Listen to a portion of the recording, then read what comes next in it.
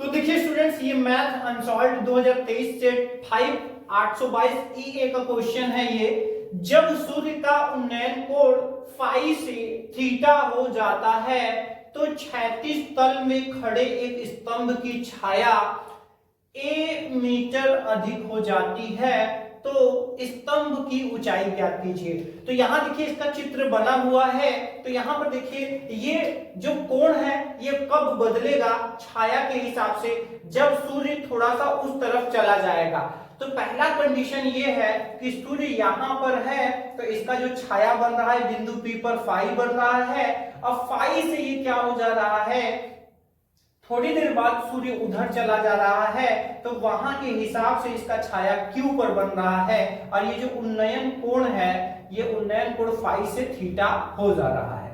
ठीक है, तो अब यहां पर देखिए इसमें सबसे पहले तो हमारा चित्र महत्वपूर्ण है। चित्र हमें बनाना पड़ेगा। चित्र बनाने के बाद आपको क्या काम करना है, यहां पर शॉर्ट में आपको डिस्क्रिप्शन लिखना है, यानी कि इसका वर्णन करना है जो भी चित्र में आपने माना है। तो चित्र में माना AB बराबर स्तंभ जिसकी ऊंचाई h है, PQ जो है वो a मीटर है, ये जो कोण है APB ये क्या है फाई है, और AQB बराबर थीटा है तथा PB बराबर x मीटर। ठीक है, लास्ट में इसकी भी हमें जरूरत पड़ेगी।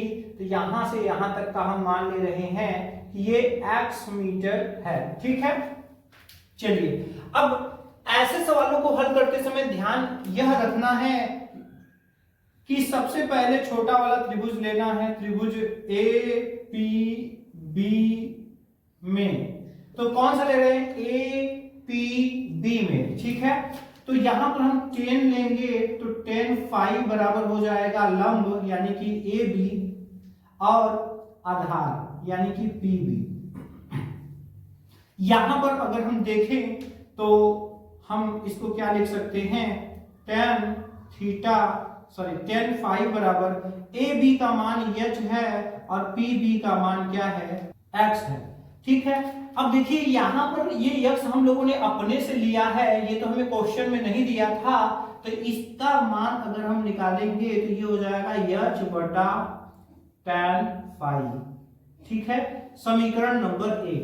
अब देखिए छोटे वाले में हम लोगों ने मान निकाल लिया है थीटा और ये जो भी वैल्यूज थे। अब हम कहां चल रहे हैं, हम चल रहे हैं त्रिभुज AQB में, यानी कि बड़े वाले त्रिभुज में AQB में।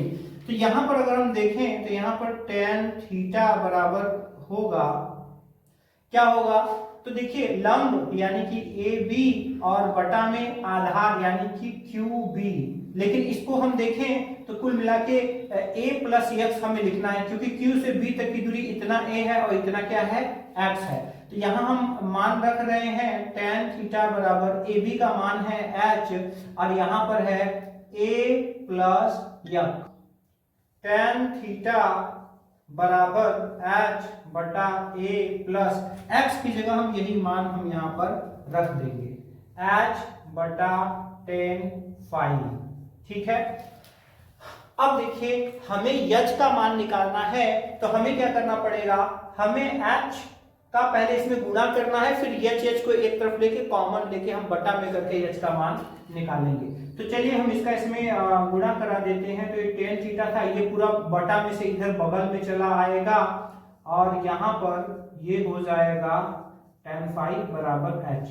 ठीक है, अब यहाँ पर क्या करेंगे, यहाँ पर देखिए इसका हम इसमें गुणा करा दे रहे हैं। तो आइए हम लोग इधर हल कर लेते हैं। तो ये हो जाएगा a tan theta plus h tan theta बटा tan फाई बराबर h। ठीक है, अब हम यहां पर क्या कर रहे हैं, यहां पर देखिए हमें h का मान निकालना है तो h को हमें एक तरफ करना पड़ेगा। तो यहां पर हम क्या कर देंगे, यहां पर h minus h tan theta बटा tan फाई हम उस तरफ कर दे रहे हैं और यहाँ पर a tan थीटा बचा हुआ है।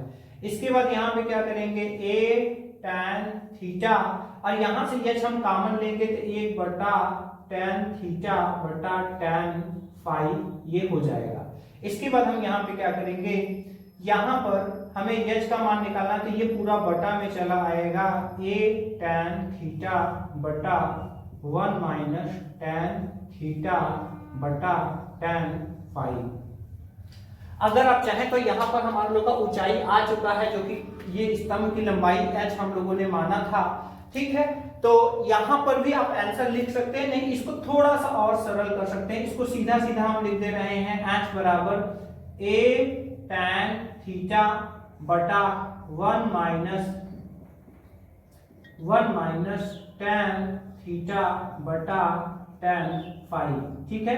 तो अब हम क्या कर रहे हैं, ध्यान दीजिएगा, अगर देखिए ये यहाँ पर गुणा में है ना, तो देखिए यहाँ पर ये गुणा में है, तो हम क्या कर रहे हैं, हम इसी को यहाँ से मिटा करके हम इसको बटा में लिख दे रहे हैं, मतलब कि बटा के बटा में, क्योंकि ये जो है पलट कर फिर से ऊपर जाएगा तो फिर से वही आ जाएगा। अब देखिए हमारा फाइनल आंसर आ चुका है। जब इसका इसमें गुणा होगा तो 1 बटा tan थीटा क्या हो जाएगा, ये हो जाएगा 1 बटा tan थीटा क्या हो जाएगा cot थीटा, और माइनस, अब tan से tan कट गया, 1 बटा tan फाई है तो ये हो जाएगा cot फाई, और यही हमारा ऊंचाई आ जाएगा, ठीक है। तो यहाँ पर ये स्तंभ की लंबाई आ चुकी है, अतः स्तंभ की लंबाई जो होगी वो हमारा आ चुका है।